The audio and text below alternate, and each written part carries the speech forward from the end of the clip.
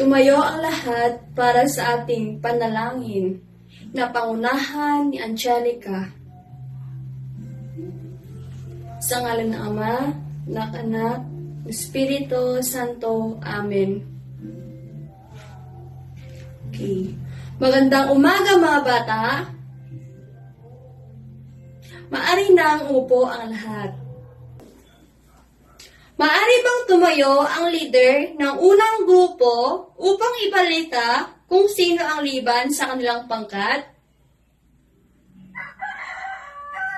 Okay, magaling! Bigyan natin ng 5 palakpak ang unang grupo. 1, 2, 3, 4, 5. Para naman sa liban ng ikalawang grupo.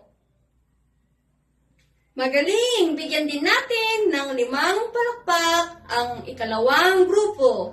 1, 2, 3, 4, 5. Ngayon, mga bata, handa na ba kayong makinig at matuto?